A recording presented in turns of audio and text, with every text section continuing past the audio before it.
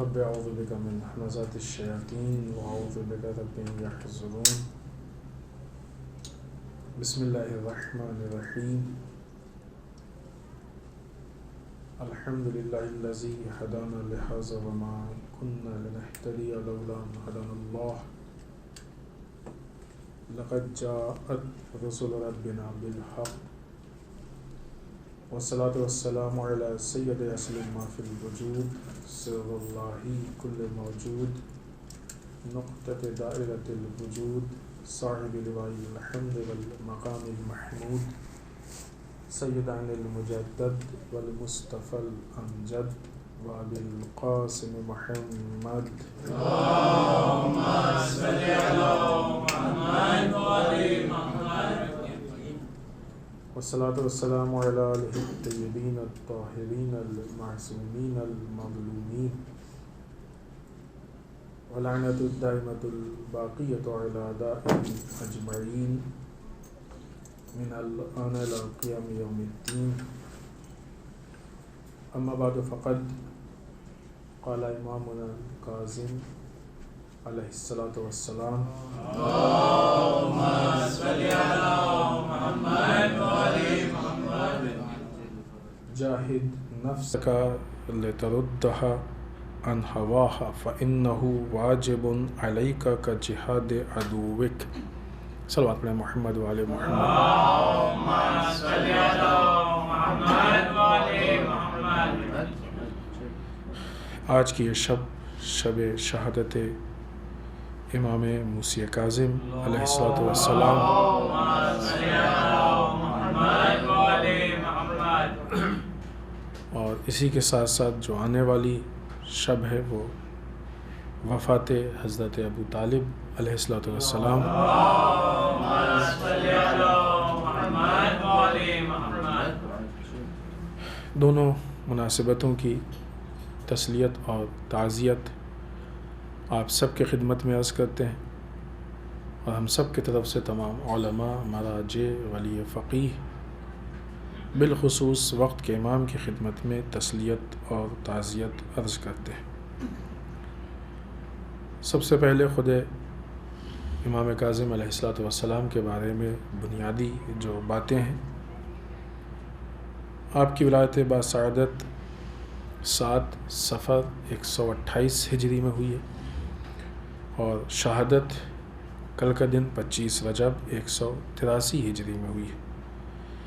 148 ہجری میں جب آپ کے والد کا انتقال ہوا اس وقت آغاز امامت، اس طریقے سے آپ کی عمر تقریباً 55 سال کی ہے اور اس 55 سال کی عمر میں 35 سال مدت امامت ہے، یعنی 20 سال کی عمر میں آپ منصب امامت پہ فائز ہوئے ہیں۔ آپ کا نام موسیٰ، کنیت آپ کی ابو الحسن، ابو ابراہیم، ابو الحسن ماضی، ابو علی، ابو اسماعیل، یہ کنیت ہے آپ کی۔ آپ کے القاب میں عبد الصالح، صابر، امین، لیکن جو زیادہ مشہور ہے وہ باب الحوائج اور کاظم۔ باب الحوائج یعنی وہ کی جو حوائج حاجتوں کا دروازہ، کاظم کہتے ہیں غصے کو پی جانے والے کو، کہ جو اپنے غصے کو کنٹرول کر لے، پی جائے۔ اس کے متعلق بھی آپ کا ایک واقعہ ہے کنیز سے متعلق، وہ شاید ہم نے کافی پہلے کسی موقع پہ پیش بھی کیا تھا، اور نہ یہ کہ صرف یہی، بہت سے ایسے مواقع ہیں کہ جہاں پہ آپ نے کظم غیظ، یوں کہا جائے کہ غصے کے پی جانے کے کا مظاہرہ کیا ہے۔ آپ کی والدہ جناب حمیدہ ہیں اور آپ کے والد خود جیسا کہ سلسلہ امامت میں ہے 7ویں امام ہے، تو آپ کے والد چھٹے امام، امام جعفر صادق علیہ الصلوۃ والسلام۔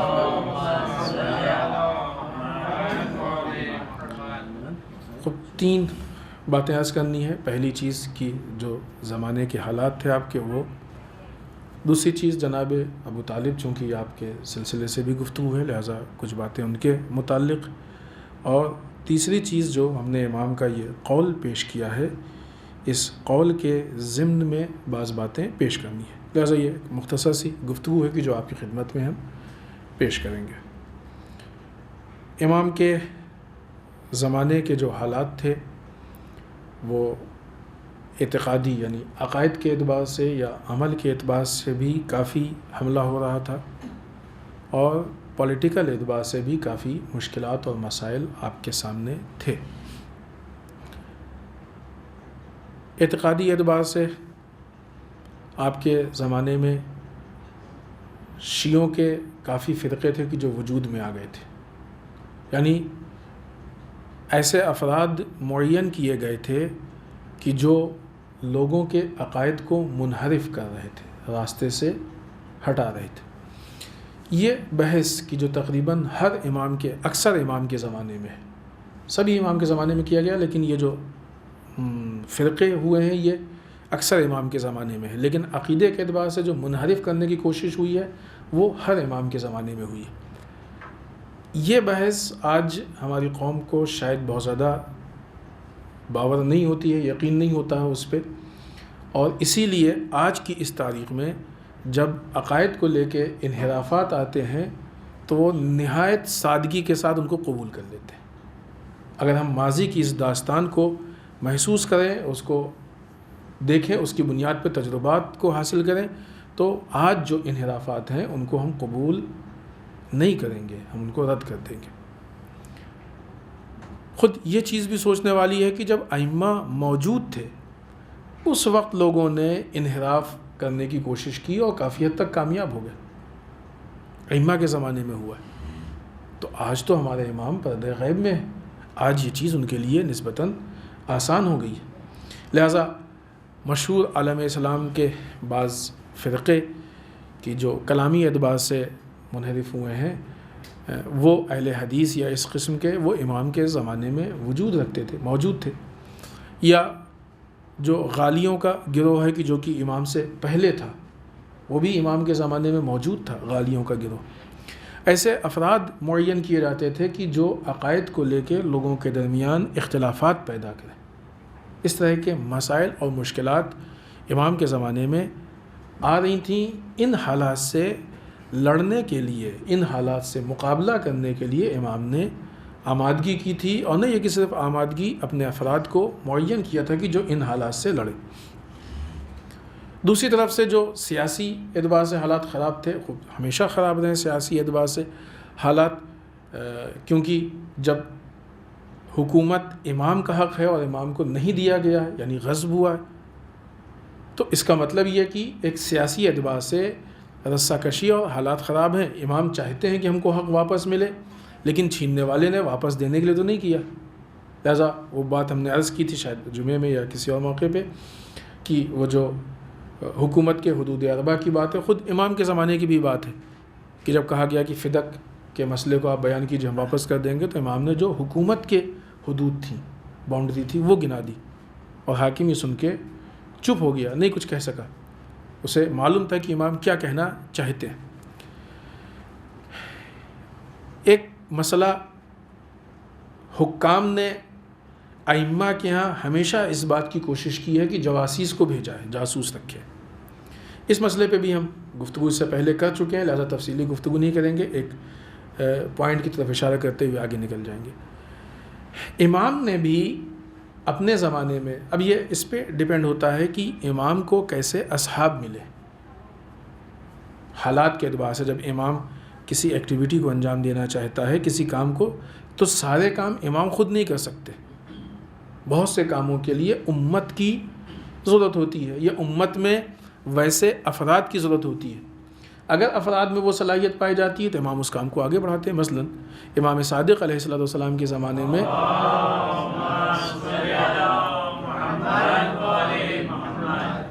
امام کو ایسے افراد ملے، یا پانچویں امام کے زمانے میں، تو آپ نے ان کو سائنس اور فلاں ان ساری چیزوں کا علم دیا، انہوں نے بہترین طریقے سے اس کو آگے بڑھایا، اور آج کی پوری دنیا اس سے فیضیاب ہو رہی ہے۔ آج میتھ اور سائنس اور نہ کیا کیا یہ ساری چیزیں ہیں، کتنی دنیا اس سے فائدہ اٹھا رہی، کہاں سے آیا؟ خوب امام نے تعلیم دی ہے یہ۔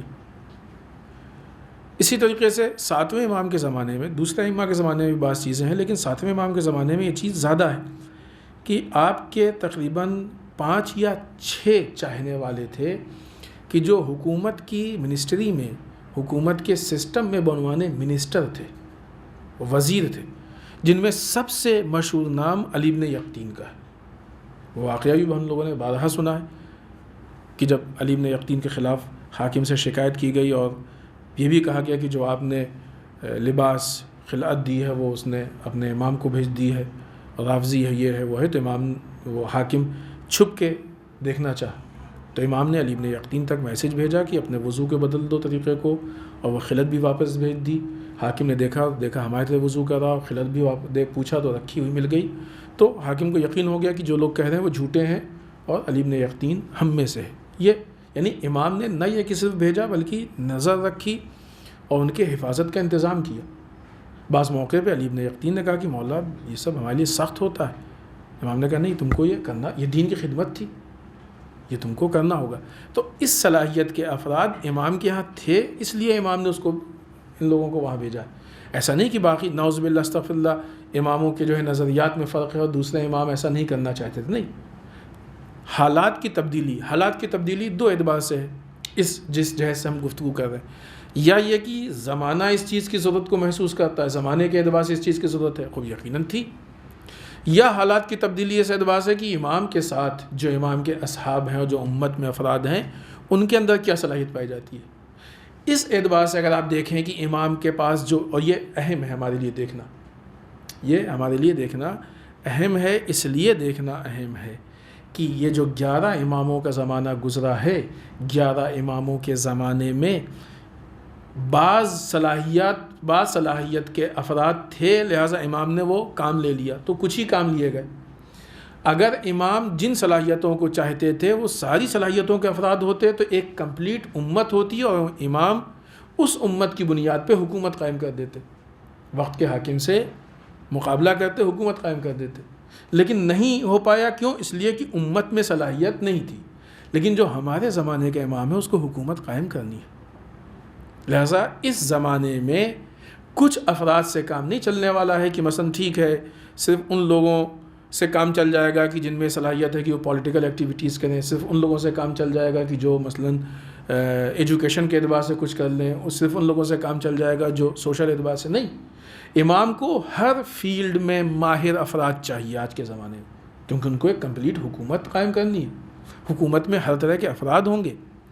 اس اعتبار سے ہم اس چیز پر غور و فکر کریں کہ ہم اپنے آپ کو امام کی نصرت کے لیے اگر آمادہ کرنا چاہتے ہیں تو ہم کس فیلڈ میں، کس اعتبار سے امام کے ناصر ہوں گے، کس چیز میں امام کی نصرت، یہ ہماری ذمہ داری ہے۔ اور یہ جو گزشتہ ائمہ کا زمانہ ہے اس سے ہم سبق لیں، عبرت لیں، تاکہ آج کے اس زمانے میں اپنے امام کی نصرت کے لیے اپنے آپ کو آمادہ کر لیں۔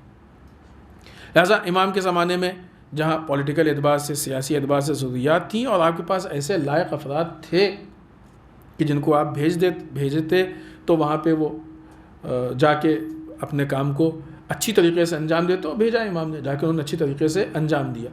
یا جو جمعے میں ہم نے ذکر کیا تھا صفوان جمال والا واقعہ، یہ بھی ایک پولیٹیکل اس میں ہے، اور نہیں کہ صرف پولیٹیکل اس میں ہے، پولیٹیکل اس سے ہٹا کے ظالم سے اگر ہم کو کس طریقے کا رابطہ رکھنا ہے، ظالم سے ہم کو کس طریقے کا رابطہ، بات یہاں تک آ گئی ہے تو ہمارے خیال سے بہت نزدیک ہے اور حتماً واضح طور پہ اس بات کو کہہ دیا جائے۔ موجودہ جو حکومت ہے 2002 میں گجرات کے کانڈ کے بعد تو کچھ نہیں چھپا تھا نا، اس کے بعد اگر کسی نے اس حکومت کو ووٹ دیا، صفوان جمال نے تو اونٹ دیے تھے حاکم کو حج کرنے کے لیے، حکومت کے لیے نہیں دیے تھے، امام ناراض ہو گئے تھے۔ امام کی اس گفتگو سے یا اس چیز سے ہم کو بہت کلیئر درس ملتا ہے، بہت واضح۔ ظالم کی ہیلپ نہیں کرنی چاہیے، اگرچہ دوسرا شعبہ، وہ پوری بات بھی گفتگو عرض ہو چکی ہے، ہمیں وہ دہرانی نہیں ہے۔ لیکن اگر ہم ایک ظالم سسٹم کو، ظالم افراد کو ووٹ دے رہے ہیں تو یہ ڈائریکٹ ہمارا انوالومنٹ ہے کہ اس کو ہم پھر اختیار دے رہے ہیں۔ اب اگر کوئی اس طریقے سے موجودہ حکومت کو کسی نے ووٹ دیا یا دینے کا ارادہ رکھتا ہے، یا موجودہ الیکشن ہو رہے ہیں دینا چاہتا ہے، دے رہا ہے، یا کسی اور طریقے سے سپورٹ کر رہا ہے، وہ آج ہے نا کچھ بھگوے قسم کے شیعہ، بھگوے دونوں معنی میں لے سکتے ہیں۔ بہرحال تو یہ جو چیزیں سامنے، خود یہ بھی تو تعاون ہے نا ایک طرح کا. وہ ہمارا امام راضی نہیں ان چیزوں سے. ہم کو ظالم کا تعاون نہیں کرنا ہے. ظالم کی ہم کوئی بھی ہیلپ نہیں کر سکتے ہیں، کوئی بھی مدد نہیں کر سکتے ہیں، اس لیے کہ ظالم کی مدد خود ظلم میں مدد ہوگی. اس پہ بہت سارے اقوال، بہت ساری باتیں ہو چکی ہیں اتفاقاً. وہ جمعے میں بھی وہ گفتگو تھی کہ اگر ہم کسی کے کام سے راضی ہیں تو گویا ایسے ہی جیسے ہم اس میں شریک ہیں. ووٹ دینا یہ تو رضاعت کی دلیل ہے. بغیر راضی ہوئے تو انسان ووٹ نہیں دے سکتا. وہ ابھی ان چیزوں پہ ہم کو گفتگو نہیں کرنا ہے کہ مثلاً پھر کیا کرے ہو کیا نہ کرے ہو، کیا مشکل ہے وہ آسانی ہے. وہ خالی بنائی ہوئی چیزیں ہیں. مومن کے اندر اتنا شعور ہونا چاہیے کہ سامنے والے کی باتوں کی حقیقت کو سمجھ سکے کہ یہ کیوں کہہ رہا ہے، پروپیگنڈا کیوں کیا جا رہا ہے. لہٰذا ابھی ہم اس ٹاپک پہ بات نہیں کریں گے، لیکن صرف یہ کہ ہماری جو پریکٹیکلی لائف ہے، عملی زندگی ہے، یہ ائمہ کی سیرت سے ہٹ کے نہیں ہے. اگر ہم کو کوئی کام کرنا ہے تو ہمیں دیکھنا ہوگا کہ اسلام اس کام سے متعلق ہم سے کیا کہہ رہا ہے، کیا ہم سے چاہتا ہے، ہم کو کیا حکم دے رہا ہے. لہٰذا ظالم کا سپورٹ یا پولیٹیکل اعتبار سے ظالم حکمران کا سپورٹ، یہ امام اس سے راضی نہیں ہے اور اس کے لیے امام نے کلیئر منع کیا ہے. تو یہ موجودہ حالات تھے امام کے زمانے کے کہ جس میں مثلا ہم نے تھوڑا سا بعض پوائنٹس پہ روشنی ڈالی ہے، بعض نکات پہ. جناب ابو طالب علیہ الصلوۃ والسلام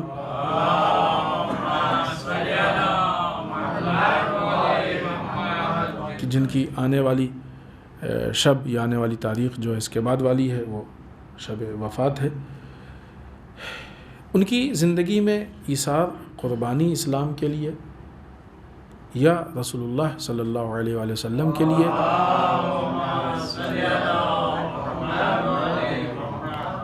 بعنوان اعتقاد اور بعنوان لیڈرشپ، دونوں جو مقام تھا، جو جگہ تھی، یہ بہت اہم ہے. اور یہ چیزیں ہمارے لیے عبرت ہے، کیونکہ خود جناب ابو طالب کی ایک حیثیت تھی وہاں پہ مکے میں. ایک شریف خاندان میں آپ کا شمار ہوتا تھا. ایک معنوی اعتبار سے آپ کا رعب و دبدبہ تھا. معنوی اعتبار سے وہ نعوذ باللہ استغفر اللہ کنڈئی اور اس اعتبار سے نہیں، یعنی ایک شریف خاندان سمجھا جاتا تھا کہ جہاں پہ تمام اچھائیاں پائی جاتی ہیں، برائیاں نہیں پائی جاتی. بہت ساری ایسی چیزیں ہیں کہ جو بعد میں اسلام میں آئیں، لیکن جناب ابو طالب پہلے سے ان چیزوں کو فالو کرتے تھے، ان چیزوں کو لے کے چلتے تھے.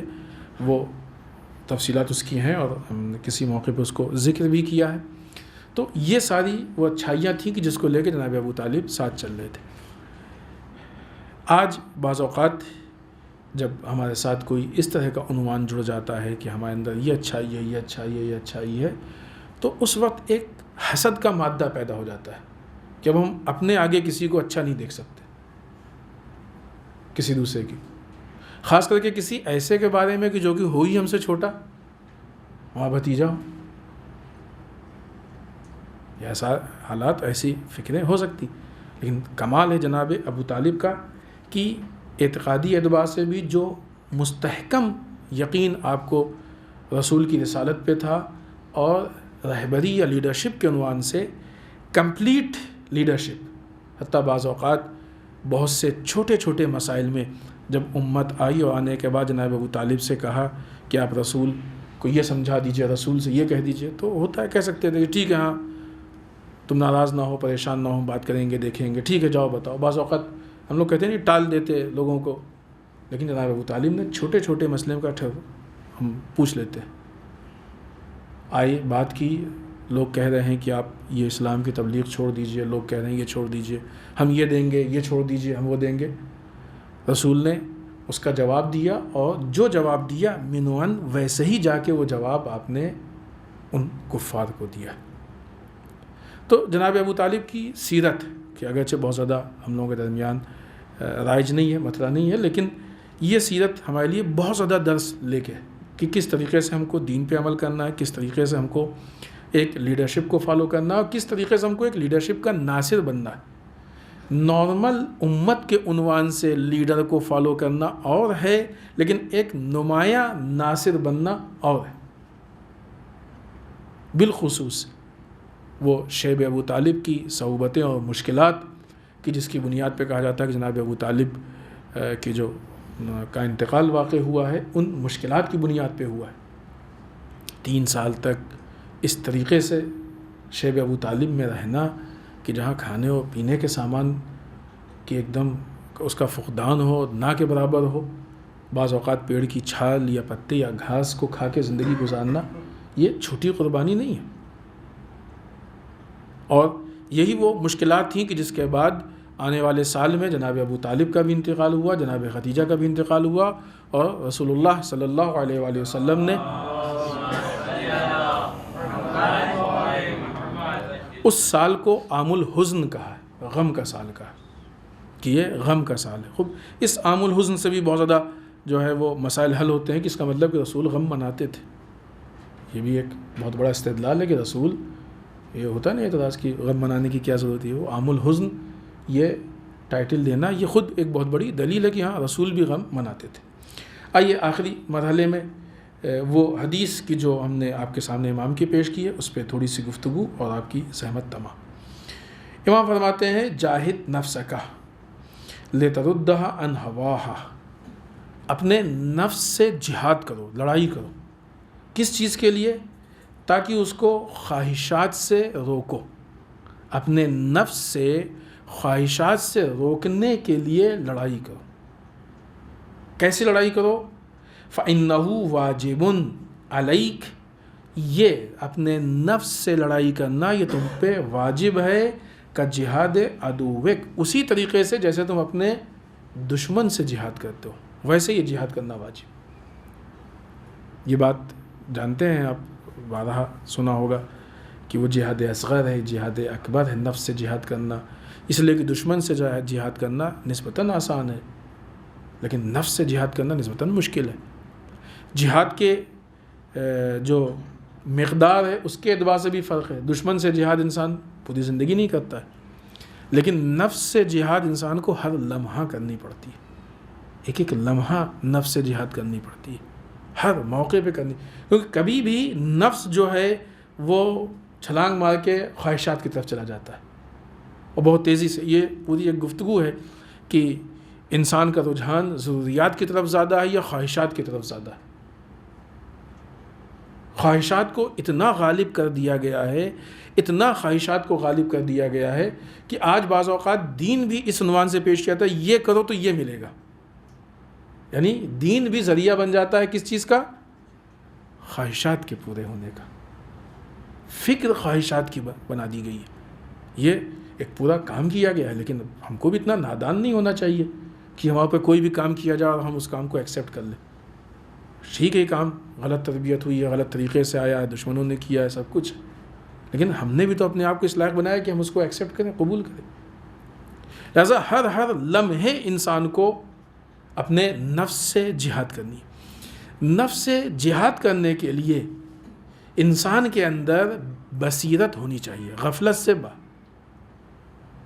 بعض اوقات بہت ساری چیزیں ایسی ہوتی ہیں کہ جو انسان کے لیے کلیئر نہیں ہوتی ہیں، لہذا اسی کو دین سمجھتا ہے۔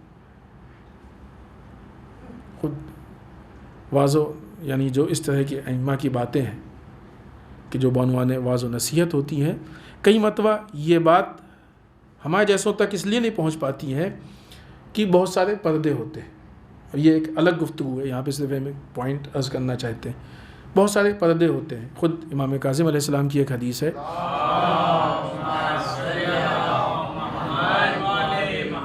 کہ اس کا مفہوم ہم جلدی سے آپ کی خدمت میں عرض کریں کہ جس طریقے سے مثلا کھیت کو نرم کرنا ضروری ہوتا ہے بیج ڈالنے کے لیے، ویسے ہی نصیحت کو قبول کرنے کے لیے دل کا انسان کے نرم ہونا ضروری ہے، اور یہ مفہوم کئی ائمہ سے ہے۔ تو اگر دل سخت ہے تو یہ ایک پردہ ہے۔ ایک بہت بڑا پردہ یہ ہوتا ہے مثلا کہ ہم یہاں پہ آ کے گفتگو کریں آپ کے سامنے تو ہم یہ سوچ کے بیٹھ جائیں کہ ہم تو بتا ہی رہے ہیں، ہم کو تو ضرورت نہیں ہے، آپ کے لیے بتا رہے ہیں۔ اس کا مطلب کہ بڑی سے بڑی بات ہم آپ تک پہنچا دیں گے، ٹرانسفر ہو جائے گی، وہ ہم پہ اثر نہیں کرے گی۔ کیوں؟ اس لیے کہ ہمارے ذہن میں ایک پردہ ہے کہ جس نے رکاوٹ پیدا کر دی کہ یہ بات ہمارے لیے ہے ہی نہیں۔ لہذا اگر سننے والے بھی یہ سوچیں کہ یہ بات ہمارے لیے نہیں ہے، کیونکہ بہت سی جگہوں پہ مجالس کا معیار ہی یہی ہے کہ جو بیٹھے ہوتے ہیں ان سے گفتگو نہیں ہوتی ہے، گفتگو ان سے ہوتی ہے جو ہوتے ہی نہیں. آپ ایسا کہیں تو ہم ایسا کہیں گے، آپ ایسا کریں تو ہم ایسا کہیں گے، ہے نا. اور مثلاً جیسے ابھی جناب ابو طالب کی بات ہے، ایمان، اب یہاں جناب ابو طالب کے ایمان الحمدللہ سب قبول کرتے ہیں. اب اس پہ بات کرنے کی یہاں پہ ضرورت نہیں ہے، جب ضرورت ہوگی تو وہاں پہ انشاءاللہ بیان کیا جائے گا. ہاں یہاں پہ اس بات کی ضرورت ہے کہ اس ایمان کے نتیجے میں جناب ابو طالب کی سیرت کیا تھی. اب اگر جناب ابو طالب کے راستے پہ چل کے ہم ایمان لائے ہیں تو سیرت بھی اپنانے کی کوشش کریں تاکہ کامیابی تک پہنچے. لیکن اگر یہ ذہن میں بیٹھ گیا کہ نہیں وہ جناب ابو طالب کی سیرت یا ذہن میں آ ہی نہیں یہ بات، یہ نقطہ پیدا ہی نہ ہو، تو یہ خود ایک پردہ ہے کہ جو نصیحتوں کو قبول نہیں کر رہا، نصیحتیں ہم تک نہیں پہنچ رہی. یہ سوچ لیں کہ یہ باتیں ہمارے لیے نہیں تو دوسروں کے لیے، فلاں میں پرابلم ہے، فلاں میں پرابلم. ہمارے جیسے سوچ لیں گے نا ہمارے لیے نہیں، ہم تو ان سے بیان کریں ان کے لیے. آپ سوچ لیں کسی اور کے لیے تو بات ختم ہو جائے گی، کسی تک نہیں پہنچے گی. نہیں، ہم سب سوچیں، سب سے پہلے تو ہم سوچیں. ہم تو جب یہاں بیان کریں گے تب آپ سوچیں گے، لیکن ہم نے جب پڑھی تبھی ہم کو سوچ لینا چاہیے. الحمدللہ اللہ توفیق دی کہ یہ پرابلم ہمارے اندر تو نہیں ہے. سب سے پہلے ہم سوچیں، پھر آپ سوچیں، پھر جہاں تک یہ بات پہنچتی جائے وہ لوگ سوچیں. تو بہت سے موقعوں پہ یہ جو غفلت ہوتی ہے یا یہ چیزیں ائمہ کی باتیں اثر نہیں کرتی، وہ اس لیے کہ ہم لوگ یہ سوچتے ہیں کہ یہ باتیں، یہ پوائنٹس ہمارے لیے نہیں، ہمارے تو سب کلیئر نہیں. ہم معصوم نہیں ہیں، ہم سے غلطی ہوتی ہے. ہم بہت سی چیزوں میں بعض اوقات غافل بھی ہوتے ہیں، بے بصیرت بھی ہوتے ہیں. لہٰذا ہم ہر پوائنٹ پہ غور و فکر کرنے کی کوشش کریں. اسی لیے فکر کے اجر و ثواب کو بنسبت عمل کے اجر و ثواب کے زیادہ رکھا گیا. وہ روایات ہیں نہیں کہ فکر کا جو ہے وہ 1 گھنٹے کی عبادت سے اتنا زیادہ، اس طرح کی اس مفہوم میں بہت زیادہ روایات ہیں، بالخصوص علماء سے متعلق جو روایات ہیں. فکر کے اجر و ثواب کو زیادہ رکھا گیا ہے بنسبت عمل کے اجر و ثواب سے. اور یہ ثواب بھی یہ سمجھانے کے لیے ہوتا ہے کہ اس کام سے اللہ کتنا ہم سے راضی ہے. لہٰذا اب یہ کہ مثلاً اپنے نفس سے ہم کو جہاد کرنا ہے. اب اگر یہ سوچیں کہ نہیں ہمارا نفس تو ایسی کچھ ٹھیک ٹھاک تو ہے، سب کچھ صحیح کر رہے ہیں، نہیں، ہم دیکھیں کہ کہیں ایسا تو نہیں. چونکہ مثلاً جب دین کو ہی ایسا ہمیں پیش کیا جا رہا ہے کہ یہ کر لو تو یہ ملے گا، یہ کر لو تو یہ ملے گا، تو ظاہر سی بات ہے کہ بہت سارے کام کر ہی رہے ہیں ہم نفس کے لیے، بہت سارے کام کر ہی رہے ہیں نفس کے لیے. حتیٰ وہ کہ جس کو ہم دین سمجھ رہے ہیں وہ بھی نفس کے لیے ہی کر رہے ہیں. خواہش ہے کہ مثلا رزق میں اور اضافہ ہو تو ہم یہ لیں گے وہ لیں گے. اب کسی نے بتا دیا یہ پڑھ لو تو ہم یہ پڑھ، ابھی جو بیٹھ کے ہم پڑھ رہے ہیں یہ کس لیے پڑھ رہے ہیں؟ ایک کوئی خواہش ہے کہ جس کو پورا کرنے کے لیے پڑھ رہے ہیں، اس کو کام پہ لگایا گیا ہے.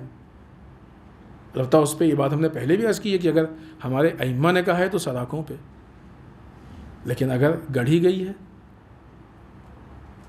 تو پھر کس نے ہم کو یہ حق دیا ہے کہ گڑھے ہوئے کو ہم مانیں اور اس کو دین کے یعنی عنوان سے قبول کر لیں؟ چونکہ یہ چیزیں پہ بات ہو چکی ہے لہٰذا اس میں نہیں جانا ہے، مگر اس لیے اتنا ذکر کر دیا کہ بعد میں استحصال نہ ہو، مس یوز نہ ہو، اس لیے یہ تھوڑی سی ہم نے وضاحت کر دیا. لہٰذا جب ہم اپنے نفس پہ غور و فکر کریں گے اور نفس سے لڑیں گے، اب جب معلوم ہوگا کہ خواہشات کیا ہیں تو اب ان سے لڑنے کے نوبت آئے گی. تو ہر لمحے نفس سے لڑنا ہے، اس لیے ہر لمحے اس بات کی غور و فکر کرنا ہے کہ یہ جو نفس چاہ رہا ہے یہ ضروریات کے راستے پہ لے کے جا رہا ہے یا خواہشات کے راستے پہ لے کے جا رہا ہے. اگر ضروریات کے راستے پہ لے کے جا رہا ہے تو اللہ تیرا لاکھ لاکھ شکر کہ تو نے ہمارے نفس کو یہ شعور عطا کیا کہ خواہشات کی طرف نہیں گیا اور ضروریات کے راستے پہ لے کے گیا ہے. لیکن پھر بھی ابھی یہ فکر سے ہم کو چھٹی نہیں ملی ہے، ابھی اس راستے پہ بہتر سے بہتر کرنے کی فکر ہونی چاہیے. لیکن اگر خدا نہ خواستہ خواہشات کے راستے پہ لے کے جا رہا تو اب یہاں پہ ہم کو اپنے نفس سے جنگ کرنی ہے، اپنے نفس سے جنگ کرنی ہے.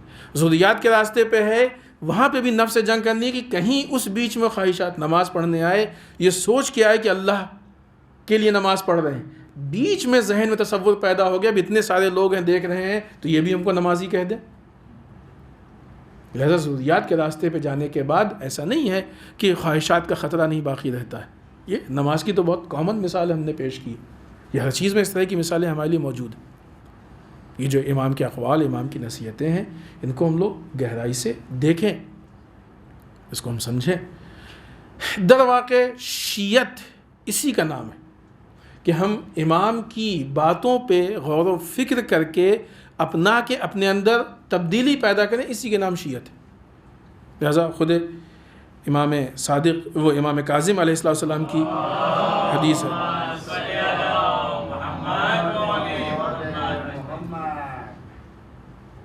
امام فرماتے ہیں کہ شیعہ علی، امام علی کا شیعہ بس وہی ہے، صرف، یعنی حدیث انما شیعت علی، انما جانتے ہیں نا، انما یرید اللہ، صرف وہی حسر ہے۔ امام علی علیہ السلام کا شیعہ کون ہے؟ صرف وہی ہے۔ صلوات بعض لوگوں نے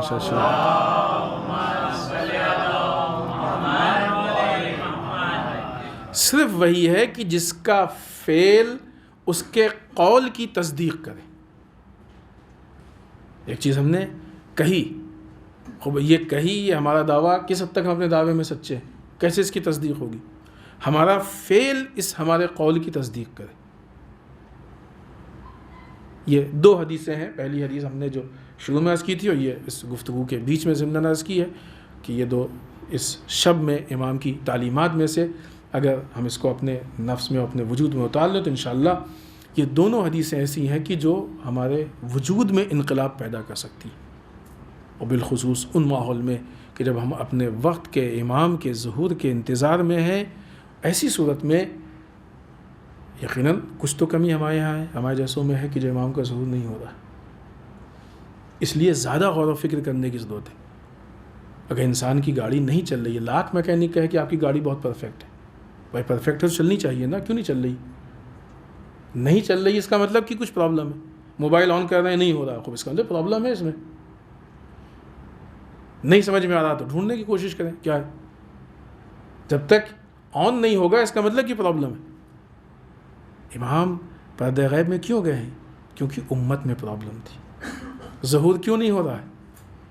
خوب ظہور نہ ہونا اس بات کی دلیل ہے کہ جو امت میں پرابلم تھی وہ حل نہیں ہوئی ہے۔ اگر یہ طے ہو گیا کہ امت میں جو پرابلم تھی وہ حل نہیں ہوئی ہے تو اب اس بات پہ غور و فکر کرنے کی ضرورت ہے کہ وہ پرابلم ہے کیا، تاکہ اس کو حل کریں۔ جب تک وہ پرابلم حل نہیں ہوگی اس وقت تک امام کا ظہور نہیں ہوگا۔ لہٰذا ظہور کی دعائیں اپنی جگہ پہ ہے، لیکن کوشش سب سے اہم ہے۔ بغیر کوشش کے دعائیں بھی اثر انداز نہیں ہو سکتی ہیں۔ لہٰذا یہ تین باتیں تھیں جو ہم نے آپ کی خدمت میں عرض کی، بس چند جملے مصائب کے اور آپ کی زحمت تمام۔ امام نے نہایت حکمت عملی کے ساتھ لوگوں کے درمیان علم، عقائد، احکام، بہت ساری چیزوں کو پیش کیا۔ بہت سارے اقوال ہیں کہ جو امام کے موجود ہیں کتابوں میں۔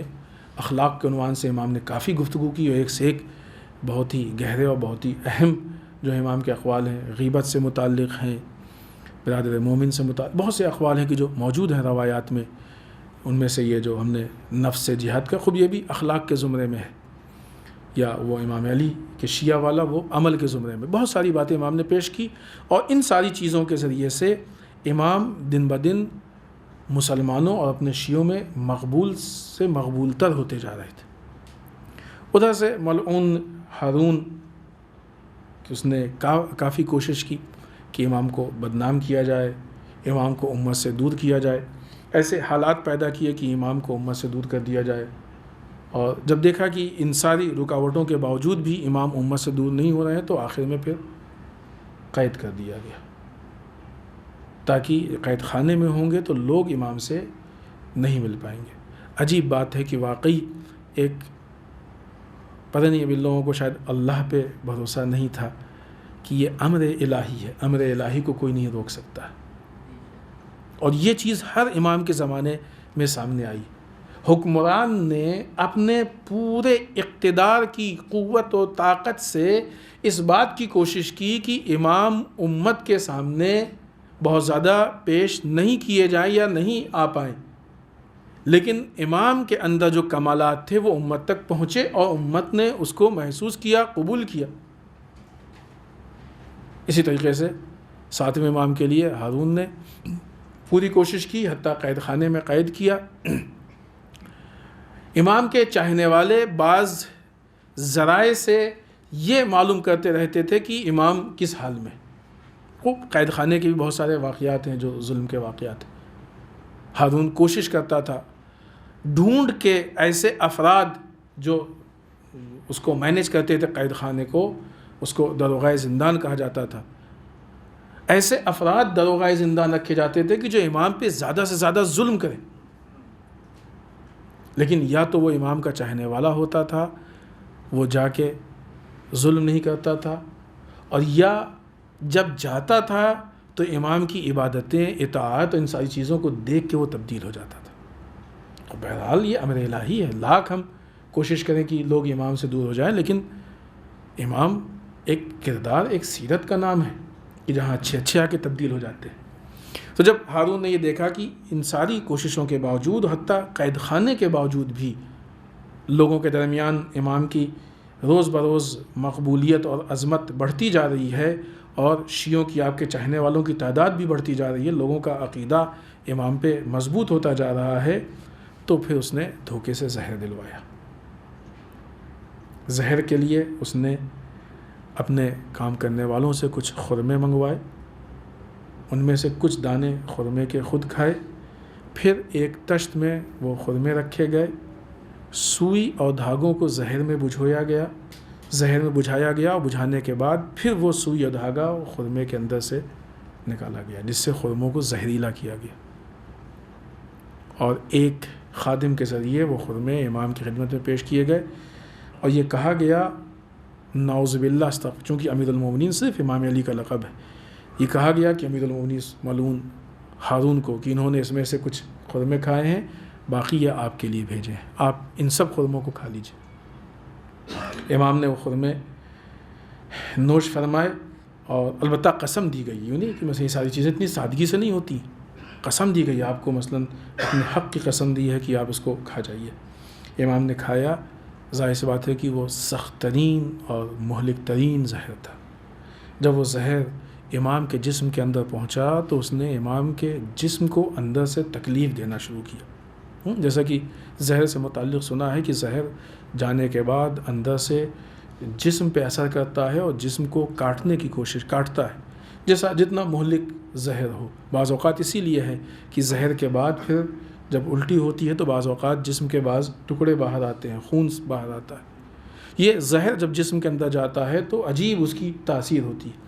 اس عالم نے، امام نے زہر کھانے کے بعد 3 دن زندگی کے گزارے، یعنی 3 دن تک امام اس مشکل میں مبتلا رہے ہیں، اس تکلیف کو برداشت کرتے رہے ہیں۔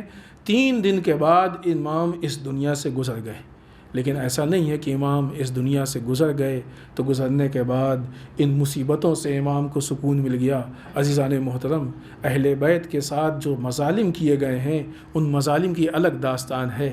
6 امام تک وہ شخصیات ہیں کہ جن کی قبریں آج تک سونی ہے، لیکن 7ویں امام کے ساتھ یہ مصیبت ڈھائی گئی کہ جس وقت امام شہید ہو گئے، آپ کے جنازے کو تابوت میں رکھا گیا، رکھ کے قید خانے سے باہر لایا گیا، اور لانے کے بعد آپ کے تابوت کو لے جا کے بغداد کے ایک پل پہ رکھ دیا گیا، اور یہ آواز دی گئی کہ یہ رافضیوں کا امام ہے، اس کو پہچانو۔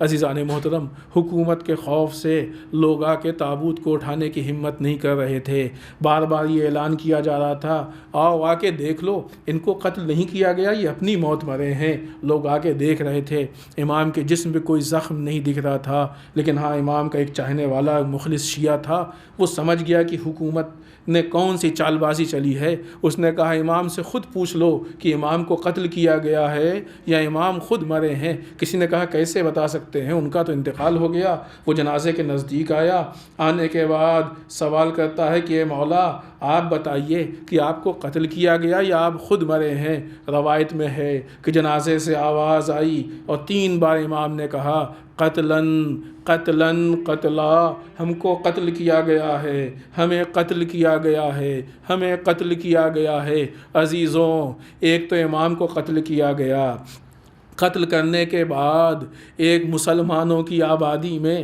مسلمان کے جنازے کو بغداد کے پل پہ رکھ کے اس طریقے سے توہین کی گئی، اور یہ کوشش کی گئی کہ جنازے کو اٹھاتے وقت بھی توہین کیا جائے۔ عزیزوں، اس حد تک ظلم کی ظالمین کا دل نہیں بھرتا۔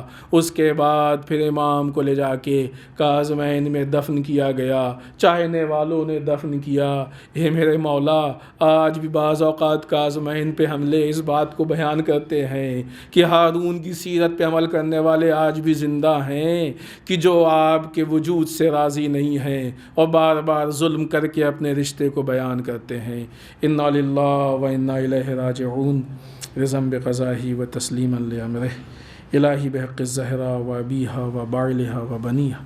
پالنے والے اس مختصر سی عبادت کو قبول فرما لے، پالنے والے ہم سب کو اعمال صالحہ کی توفیق عنایت فرما، بار الہ ہمارے قبیحہ سے محفوظ رکھ، پالنے والے ہمارے گناہوں کو بخش دے، بار الہ ہمارے مرحومین کو بخش دے، پالنے والے اسلام و مسلمین کی حفاظت فرما، بار الہ دشمنان اسلام کو نیست و نابود کر دے، بار الہ ہمارے علماء کا سایہ ہمارے سروں پہ باقی رکھ، بار الہ رہبر و مراجع کو طول عمر عنایت فرما، بار الہ ہمارے امام کے ظہور میں تعجیل فرما، ہمیں ان کے اعوان و انصار میں شریک ہونے کی توفیق عنایت فرما۔ ربنا تقبل منا انک انت السمیع العلیم۔